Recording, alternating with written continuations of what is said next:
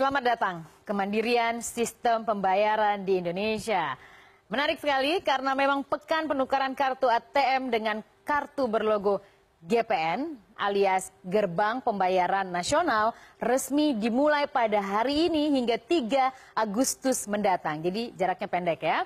Dibanding menggunakan kartu berlogo Visa atau Mastercard yang selama ini ada di kartu Anda, selalu menempel di kartu Anda, kartu ATM Anda, kartu GPN ini ternyata memudahkan transaksi di seluruh kanal pembayaran atau mesin EDC. Data nasabah juga lebih terjaga dan yang paling penting, ini yang paling penting, biaya administrasinya lebih murah.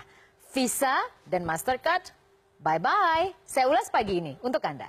Kita lihat bersama mengapa saya mengatakan bye-bye. Kalau saya minta Anda buka dompet, lihat kartu ATM Anda saat ini, Anda bisa lihat di sudut atas bawahnya itu ada logo Visa atau Mastercard, dua perusahaan asal Amerika Serikat. Mereka selama ini mendominasi untuk penggunaan kartu-kartu elektronik yang selama ini dipakai masyarakat di dunia. Indonesia salah satunya ya.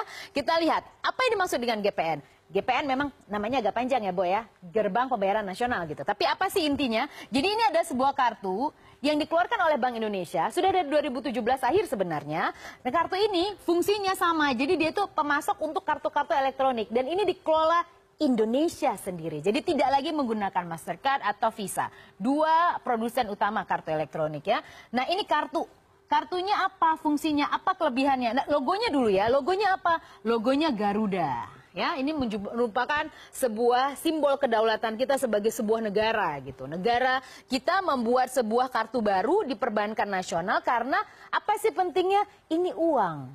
Tidak hanya masalah uang yang bisa beredar tidak hanya dalam negeri, tapi yang menarik adalah ini mengenai kedaulatan negara kita. Masa bangsa 250 juta jiwa nggak bisa punya kartu sendiri gitu loh. Kita bisa dong create kita punya produk sendiri dan dibuatlah GPN. Apa fungsinya? Interkoneksi. Jadi interkoneksi bank-bank mana saja. Misalnya Anda dari bank A, B, C gitu ya. Biasanya kan kalau kita antar bank itu ada biaya yang lebih ya, yang harus dikenakan di charge gitu. Tapi kemudian dengan GPN ini Anda mau dari bank A, B, C, tarifnya sama. Sama semuanya. Jadi dari bank manapun Anda bertransaksi, Anda mau ngambil ATM dimanapun, sama. Satu saja kartu yang dibutuhkan, fungsinya banyak ya. Saya udah kayak marketing ya. Tapi saya benar, ini menarik ya, ini menarik. Lalu kita lihat bagaimana dengan interprobabilitas ya. Interprobabilitas ini fungsinya adalah kalau Anda tahu mesin EDC itu yang kalau kita mau gesek, kalau kita bayar di ATM supermarket gitu ya. Nah, biasanya kalau misalnya ini adalah EDC merek keluaran Bank A. Kemudian ini EDC keluaran Bank B gitu. Oh, nggak bisa, Pak. Saya harus di sini karena charge-nya beda gitu. Nah, nanti enggak di kanal manapun Anda flat atau bukan flat, sama gitu ya biaya yang dikenakan. Jadi interkoneksi, interprobabilitas. Sederhananya daripada istilahnya ribet-ribet, yang pasti lebih mudah. Nah mudah dulu ya, nggak perlu tambahan dana, biarpun beda kanalnya, beda banknya, artinya mudah dan murah gitu ya. Bank Indonesia senang banget pasti ya kita bahas ini pagi hari ini. Tapi terlepas dari itu, ini adalah mengenai gambaran GPN. Jadi supaya Anda tahu ya, sekarang hari ini sudah bisa ditukarkan loh. Anda punya ATM, kartu ATM ya, bisa ditukarkan di beberapa bank. Anda bisa coba dan cek, mungkin Anda mau menukarkan, kenapa? Karena biayanya lebih murah. Lalu selama ini seperti apa prakteknya? Saya bawa Anda untuk lebih tahu, mungkin tanpa Anda sadari ya. Visa, Mastercard, dan GPN. Ini adalah perbandingannya. Kalau Anda punya kartu, Anda lihat tadi saya sebutkan di kartu atas atau bawah itu biasanya ada logo Visa atau Mastercard. Dua perusahaan ini adalah raksasa perusahaan. Oke. Dua perusahaan ini adalah perusahaan yang berasal dari Amerika Serikat ya. Raksasa ini ya. Kalau Visa biasanya mengenakan setiap kali transaksi dikenakan 0,8%. Kalau Mastercard 0,85%. Anda lihat di kartu Anda, jangan-jangan kartu Anda punya dua-duanya. Karena kalau dua-duanya artinya menjadi 1,65% yang harus Anda charge. Tapi kemudian Anda bilang, charge yang mana? Orang nggak ada juga saya dikenain biaya. Anda nggak sadar. Memang ini dibebankan ke merchant, ke banknya. Dikenakan di bank. Dan secara ya iyalah ya bisnis, masa bank mau ngasih dana sosial, dibebankan lagi lah ke konsumen. Anda nggak sadar kan biaya administrasi itu kita biasanya nggak terlalu mikirin gitu, paling berapa ribu. Tapi kalau dikalikan kemudian berturut-turut, gede juga ternyata gitu. Nah dari 1,65% ini GPN menawarkan yang lebih murah, yaitu 1% saja. Jadi kartu-kartu Anda yang banyak itu bisa ditukarkan dengan satu kartu GPN. Hanya 1% aja. Bandingkan Anda bisa hemat 0,65%.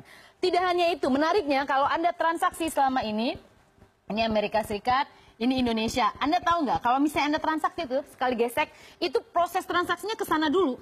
Ke Amerika Serikat. Gila ya?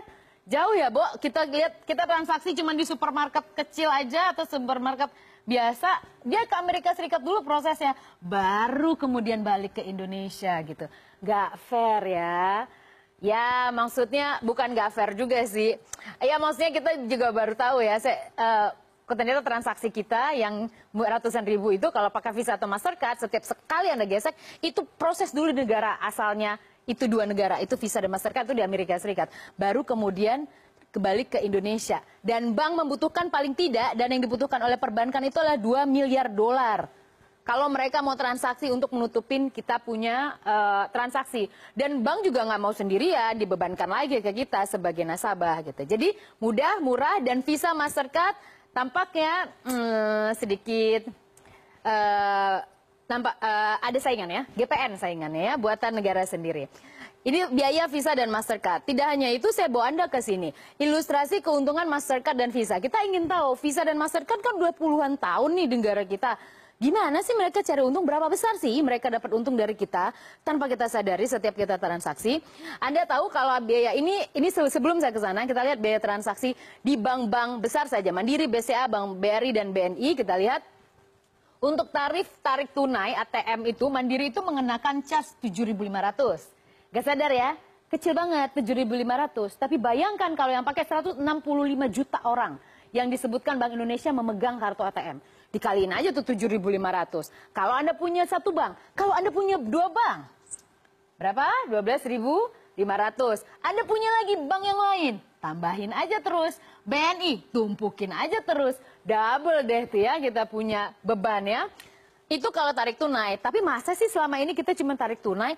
Masa iya cuma tarik tunai aja? Ya enggak lah, kita pasti transfer antar bank. Kita lihat transfer antar bank, ada lagi biayanya, bos. Kita lihat. Nggak ada makan siang yang gratis gitu ya. Jangan dipikir sekali gesek itu nggak ada biayanya. Lalu bukan hanya itu, kita biaya tagihan kan? Bayar, masa iya zaman sekarang ya di kota besar utamanya pasti listrik, pembayaran listrik, PLN, beli token dan lain sebagainya pasti pakai bank kan ya. Ini biayanya lagi, ya kan? Anda pasti nggak penuh, pasti ada biaya. Kalau di bawah, kalau Anda habis beli voucher, di bawahnya biaya 3.500. Misalnya untuk Bank Mandiri, BCA 2.500, duit semua itu ya. Lalu pembayaran kartu kredit bank lain. Kalau BCA gratis ya, tapi kalau beberapa bank mengenakan cas. Biaya tagihan gas dan lain sebagainya. Jadi ini masalahnya adalah fulus, bos. Uang ini semua ya. Jadi kalau ini jadi uang, kita mau tahu si Mastercard dan kemudian Visa dapat keuntungan berapa. Contoh aja, transaksi ya, kita transaksi 1 juta rupiah misalnya. Kita transaksi 1 juta rupiah. Tadi bank untuk Visa misalnya 0,8%, artinya 8.000. Oke, kalau misalnya Anda punya dua-dua, Visa dan Mastercard, artinya Anda dikenakan cas dikali 2. Kalau transaksi Anda 1 juta, artinya adalah 16.500. Kecil. Tapi kita bandingkan saja, misalnya 16.500 dikalikan saja dengan 1% saja penduduk Indonesia yang pakai. Kita nggak usah pakai barometer 167 juta ya. 1% saja dari 250 juta masyarakat Indonesia dikalikan 25 juta saja, Anda tahu berapa nilai yang didulang oleh Visa dan Mastercard? Itu lebih dari 400 miliar rupiah. 400 miliar rupiah lebih hanya untuk transaksi 1 juta. Dan itu pun kita asumsikan hanya sekitar 1% penduduk Indonesia yang melakukan transaksi tersebut. Karena mustahil transaksi dilakukan hanya satu kali. Mustahil juga dilakukan hanya satu orang. Mustahil juga dilakukan hanya sekali dalam sehari. Karena dalam sehari bisa banyak transaksi kan. Kita mau makan aja kadang nggak bayar cash gitu. Pakainya ATM, pakai debit gitu ya. Nah itulah yang harus kita ternyata Visa dan Mastercard selama ini udah kantongnya tebel banget ya. Dan itu juga yang menyebabkan kita ke slide ini. Disebutkan oleh Menko Perekonomian Darmin Nasution. Ini disebut-sebut menjadi salah satu alasan mengapa Trump melakukan evaluasi dagang dengan Indonesia gitu ya. Jadi ini yang menjadi salah satu alasan.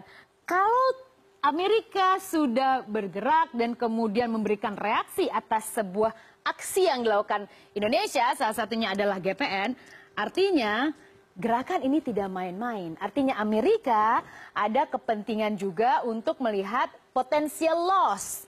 Karena Visa dan Mastercard, dua korporasi asal Amerika Serikat itu bukan perusahaan kecil. Ketika ini diimplementasikan, maka akan mengancam juga bisnis korporasi raksasa asal Amerika Serikat. Langsung dievaluasi kita ya.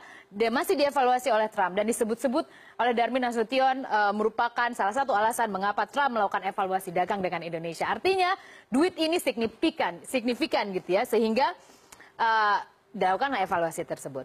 Lantas kita menarik, apakah Indonesia menjadi sok-sokan dengan punya gerbang pembayaran nasional? Enggak bro. Karena kita bukan yang pertama, negara-negara lain udah melakukan serupa. Kita belajar dari mereka. Apa saja yang punya sistem national gateway, pokoknya pembayaran nasional gitu ya. Payment Gateway, oke. National Payment Gateway ya, bilang itu aja ribet. Oke, kita lihat Malaysia ternyata sudah punya dengan Malaysian Electronic Payment System atau MAPS. Lebih murah dibandingkan Visa dan Mastercard. Kemudian Singapura, negara tetangga kita yang hub perdagangan, hub perbankan dan lain sebagainya. Juga punya kartu yang disebut Network for Electronic Transfer ataupun juga NETS. Itu juga lebih murah ya. Jadi kemudian kita lihat UnionPay itu dari China ataupun dari Tiongkok. Justru ini gratis. Setiap yang megang kartu ini gratis. Artinya apa? Bangsa mereka dari sektor perbankan, kemudian institusi keuangan, sangat mandiri. Kenapa? Ya orang pilih yang gratis lah. Jadi nggak bisa bersaing kan Visa dan Mastercard. Artinya perbankannya bisa lebih efisien gitu. Dan juga cost yang dibebankan pada nasabah juga bisa direlokasikan untuk hal yang lebih berfungsi. Jadi negara-negara seperti Malaysia, Singapura, dan Tiongkok sudah melakukan hal serupa. Sekarang saatnya kita. Dan saatnya juga kita mulai mempertimbangkan sebagai alasan ekonomi, ya tentulah kita akan pergi yang murah ya. Apalagi demografi kita lebih dari separuh merupakan segmen menengah. Masa iya transaksi belanja di kafe-kafe keren, kita nggak sadar kita diporotin aja tuh ya dengan biaya kayak gitu. Tapi yang menarik adalah terlepas dari biaya yang lebih murah, ada satu pesan yang mungkin menarik untuk kita sadari bersama. Bahwa tampaknya ini merupakan salah satu momentum yang sangat baik. Kita menjadi bangsa yang lebih berdaulat. Kita mandiri, bahkan untuk mengatur sistem keuangan kita sendiri. Berdiri di kaki sendiri, punya produk sendiri, transaksi sendiri, untuk diri kita sendiri. Untuk Indonesia.